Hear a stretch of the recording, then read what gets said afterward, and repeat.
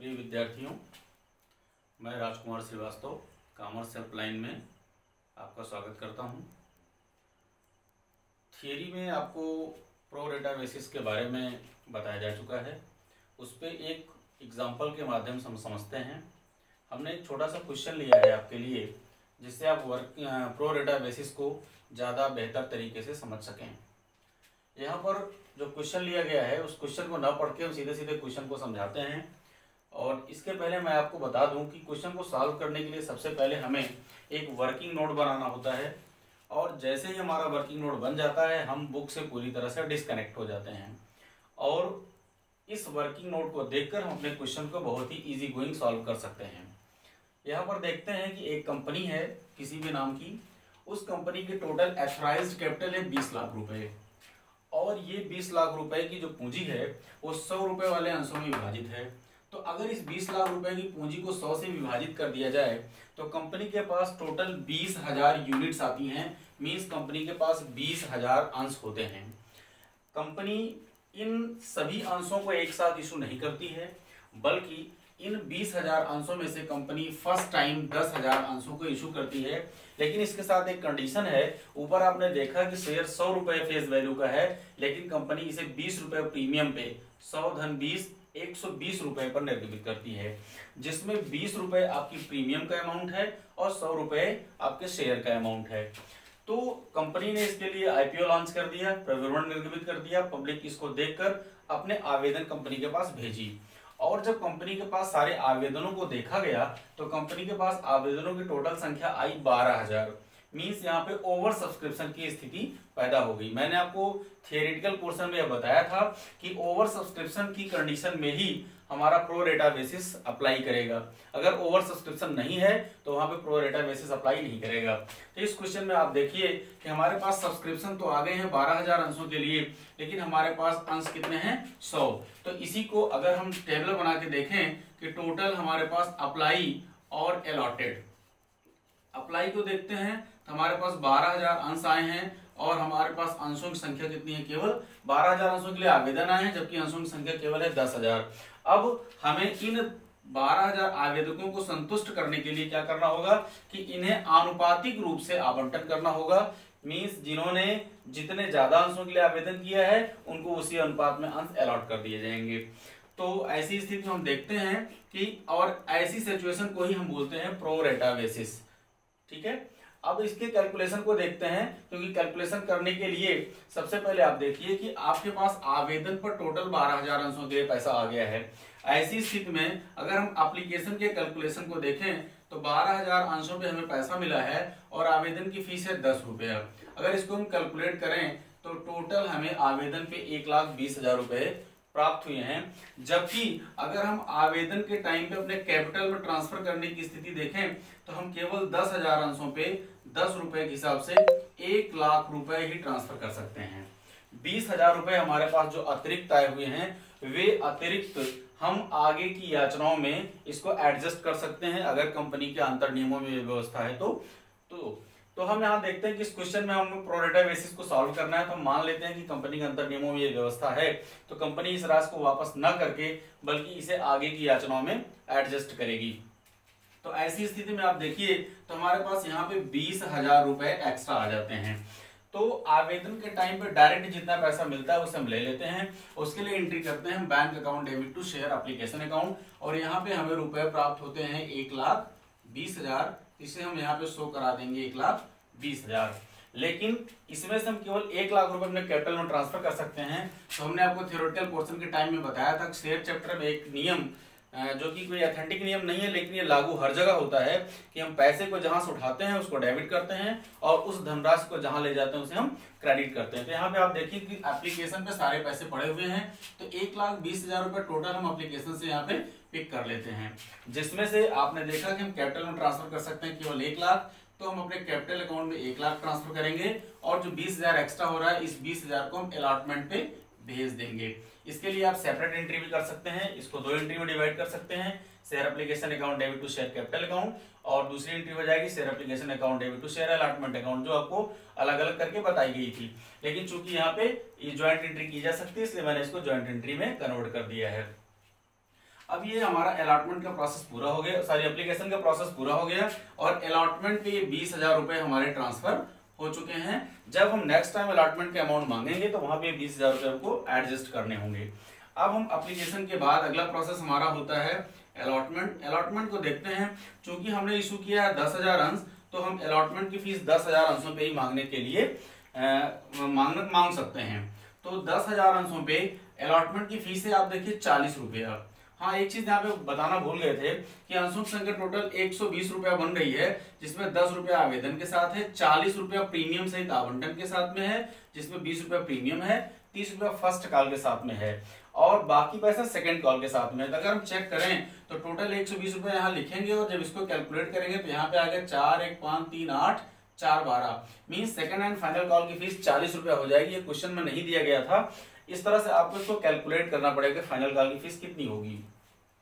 Allotment की बात करते हैं तो 10,000 अंशों पे 40 रुपए के हिसाब से यहाँ पे हमें मांगना है 4 लाख रुपया। ठीक है, इस 4 लाख रुपए में आप देखें तो 20 रुपया हमारा अलॉटमेंट का है, 20 रुपया हमारा सिक्योरिटी प्रीमियम का है। तो मीन्स अगर इस 10,000 में हम 20 रुपया अलग से करके देख लें तो 2 लाख रुपया हमारा सिक्योरिटी प्रीमियम का हो जाता है और 2 लाख रुपया हमारा हो जाता है कैपिटल का। तो इसको हम यहाँ दिखा देते हैं कितना हमारा कैपिटल में ट्रांसफर हो सकता है और इतना हम सिक्योरिटी प्रीमियम रिजर्व अकाउंट में, क्योंकि यहाँ पे 20 रुपया हमारा सिक्योरिटी प्रीमियम है। इसके लिए आपको प्रीमियम की जो थ्योरी बताई गई तो वहां बताया गया था प्रीमियम कंपनी के लिए फायदा होता है, इसलिए हम इसको क्रेडिट करते हैं। तब हमारा कैलकुलेशन आया कि अलॉटमेंट पे हमें 4 लाख रुपया हमने मांगा है, जिसमें 2 लाख रुपया हम बताते हैं कि हमको कैपिटल में ट्रांसफर करना है और 2 लाख रुपया हमको प्रीमियम के लिए चाहिए। तो जनरल एंट्री हमने कर रखी है ऑलरेडी। यहाँ पे शेयर अलॉटमेंट अकाउंट डेबिट, आपने अलॉटमेंट पे कितना मांगा है टोटल 4 लाख रुपया, तो हम यहाँ 4 लाख रुपया फिलअप कर देते हैं। To share capital account 2 lakh रुपया हमें शेयर कैपिटल में ट्रांसफर करना है और 2 लाख रुपया हम सिक्योरिटी प्रीमियम में ट्रांसफर करने के लिए मांग रहे हैं। ठीक है, उसके बाद क्या होता है कि अलॉटमेंट का पैसा मिलने की बारी आती है। अब हम देखते हैं कि हमने एक्चुअल में अलॉटमेंट पे मांग तो रखा है जरूर 4 लाख रुपया, लेकिन यहाँ पे ऑलरेडी हमारे पास 20,000 रुपया पहले से ट्रांसफर होकर आवेदन से आ चुका है। मींस यहाँ पे हमें ये 20,000 रुपए मिलने वाले नहीं है। तो ऐसी स्थिति में हमें यहाँ पे कितना रिसीव होगा 3,80,000 रुपए। तो वास्तव में आप देख रहे हैं मांगा तो है हमने 4 लाख रुपया, लेकिन यहाँ पे रिसीव होगा हमारे पास 3,80,000 रुपया, क्योंकि 20,000 रुपया आवेदन पे जो एक्स्ट्रा पैसा आया हुआ था वो यहाँ पे ट्रांसफर हो जा रहा है। तो यहाँ पे इसको हम ले लेंगे, रिसीव करेंगे यहाँ पे अमाउंट 3,80,000 रुपया। ठीक है, उसके बाद फिर नेक्स्ट हमारा जो टाइम आता है होता है फर्स्ट कॉल का। जब कंपनी फर्स्ट कॉल करती है तो फर्स्ट कॉल के टाइम पे कंपनी 10,000 अंशों पे फर्स्ट कॉल की फीस है 30 रुपया। तो यहाँ पे कंपनी आपसे ड्यू करती है कितनी 3 लाख रुपया। तो यहाँ पे फर्स्ट कॉल का पैसा मांगने की एंट्री होती है share first call account debit to share capital account. यहाँ पे आप मेंशन करेंगे 3 लाख रुपए और ये 3 लाख रुपए आपको जब मिलते हैं तो आप एंट्री करते हैं bank account debit to share first call account. लेकिन यहाँ पे हम आपके लिए एक प्रॉब्लम डाल देते हैं कि सपोज दैट हमें फर्स्ट कॉल पे 400 अंशों का पैसा नहीं मिल रहा है। यहीं पे कॉल्स इन एरियर की भी स्थिति हम देख लेते हैं कि अगर कोई सपोज दैट एक ए नाम का अंशधारी है, उस ए नाम के अंशधारी ने हमको 400 रुपए ना तो फर्स्ट कॉल का पेमेंट किया और न ये 400 रुपए हमें सेकंड कॉल का पेमेंट करता है। तो ये हमारा कॉल्स इन एरियर बन रहा है कितने का 400 अंशों का फर्स्ट कॉल पे। तो अगर हमने मान लिया 3 लाख रुपया तो यहाँ पे हमारा जो कॉल्स इन एरियर का अमाउंट बन जाएगा, ये क्वेश्चन में आपको इन्फॉर्मेशन मिलेगी, कॉल्स इन एरियर का अमाउंट हमारा बन जाएगा ये 400 अंशों पे पैसा नहीं मिल रहा है और ये फीस कितनी है इसकी 30 रुपया। तो 4 तिहाई 12,000 रुपया हमको नहीं मिलेगा। ऐसी स्थिति में हमें मिलेगा कितना 2,88,000 रुपया। अब यहाँ पर जो हमने एंट्री कर रखी है आप देख सकते हैं कि हमने फर्स्ट कॉल पे मांगा तो है 3 लाख रुपया, लेकिन यहाँ पे हमें 400 अंशों का पैसा नहीं मिल रहा है। ये कॉल्स इन एरियर मेंटेन करेगा तो 400 अंशों का 30 रुपए के हिसाब से 12,000 हमारा कॉल्स इन एरियर हो जाएगा और हमें कैश रिसीव होगा या बैंक में रिसीव होगा 2,88,000 का। तो यहाँ पे हम लिखेंगे 2,88,000 रुपया और हमारा जो कॉल्स इन एरियर का अमाउंट होगा वो हो जाएगा 12,000 रुपया और टोटल हमने कितना मांग रखा था 3 लाख रुपया। तो एक सिचुएशन हमारी ये क्लियर हो गई। आपने यहाँ ये भी देख लिया कि कॉल्स इन एरियर अगर होता है तो उसको हम क्या करते हैं। यहाँ पे फर्स्ट कॉल मैंने दिखाया कि 400 का कॉल्स इन एरियर हुआ है और इन्होंने फर्स्ट कॉल पे पेमेंट नहीं किया तो ये आगे सेकंड कॉल पे भी पेमेंट नहीं कर रहे हैं। चलिए यहाँ पे हम एक प्रॉब्लम और जोड़ देते हैं कि सेकंड कॉल के टाइम पे एक बी नाम का व्यक्ति है जिसके पास 200 है, उसने भी पेमेंट नहीं किया। तो यहाँ पे हम देखें तो सेकंड कॉल पे हमारे पास टोटल 600 का पैसा नहीं मिल रहा है। इस सिचुएशन को भी यहाँ पे देख लेते हैं। Second call, second and final call है आपकी। सेकंड एंड फाइनल कॉल पे हमारे पास नंबर ऑफ यूनिट्स हैं 10,000। 10,000 यूनिट को अगर हम फाइनल कॉल की फीस के साथ मल्टीप्लाई कर दें 40 के साथ तो यहाँ पे हम आपसे मांग लेते हैं कितना, 4 लाख रुपया। और यहाँ पे एक कंडीशन आपको और मिल गई कि 400 के पहले अंशधारी है जो पेमेंट नहीं किए हैं और एक बी नाम का व्यक्ति ऐसा आ गया है जिसके पास 200 है उसने भी पेमेंट नहीं किया। तो टोटल हमारे पास यहाँ पे जो कॉल्स इन एरियर बन रहा है, कॉल्स इन एरियर बन रहा है वो 600 का बन रहा है और फीस है 40 रुपया हमारा सेकेंड एंड फाइनल कॉल का। तो 24,000 रुपया हमें यहाँ पे नहीं मिल सकेगा क्योंकि हमारे जो शेयर होल्डर्स हैं उन्होंने पेमेंट नहीं किया। ऐसी स्थिति में हमें मिलेगा कितना, हम देखते हैं यहाँ पे हमें जो रिसीव होगा वो रिसीव होगा 3,76,000 रुपया। तो सेकेंड एंड फाइनल कॉल का पैसा मांगने के लिए आपने देखा अपने मांगेंगे यहाँ पे 4 लाख रुपया। तो जो share second and final call account debit to share capital account मांगने वाले में हम एंट्री करेंगे 4 लाख रुपए का और जब हमें ये पैसा मिलेगा तो 3,76,000 रुपया कैश मिल रहा है। यहाँ पे देखिए हम यहाँ पे कॉल्स इन एरियर मेंशन कर लेते हैं क्योंकि पहले से तैयारी नहीं किया था हमने। यहाँ पे हो जाएगा बैंक अकाउंट डेबिट, हमें यहाँ पे मिलेगा 3,76,000 रुपया और हमें नहीं कितना मिल रहा है 24,000 रुपया। तो उसके लिए हम अमाउंट मेंटेन करते हैं, calls in arrears account debit कितना 24,000 रुपया to share second and final call account. तो यहाँ पे टोटल हमारा अमाउंट होता है 4 लाख रुपया। इस क्वेश्चन को हम अभी क्वेश्चन हमारा जो है आगे बढ़ सकता है क्योंकि इन सारे शेयर्स का जो हमें पेमेंट नहीं मिला है 400 का और 200 का इनका हरण किया जा सकता है। इस प्रोसेस के बारे में हम बाद में आपसे डिस्कस करेंगे।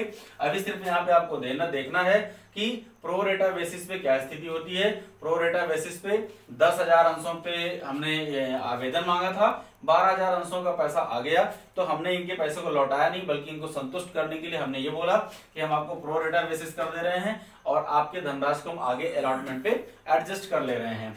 तो यहाँ पे प्रो रेटा बेसिस की आपने सिर्फ एक कंडीशन देखी है। प्रो रेटा बेसिस की ढेर सारी सिचुएशंस होती हैं, ये सबसे सिंपल तरह की सिचुएशन है। प्रो रेटा बेसिस आपके बोर्ड के एग्जाम के लिए मोस्ट इंपॉर्टेंट है। तो इस तरह से हम देखते हुए चलेंगे। अभी यहाँ पे आप इसका टोटल कर लेंगे और आप इस कैलकुलेशन को जरूर नोट कर लेंगे और कैलकुलेशन के माध्यम से ही सब कुछ समझेंगे क्योंकि अगर हमारा वर्किंग नोट ज्यादा स्ट्रांग होता है तो फिर हमारे इसमें कुछ नहीं, केवल जनरल एंट्री आपको याद करनी होती है। वर्किंग नोट अगर आपका स्ट्रांग है तो वर्किंग नोट के माध्यम से हमारा कैलकुलेशन कभी गड़बड़ नहीं होता है और हमारा आंसर एक्यूरेट आता है।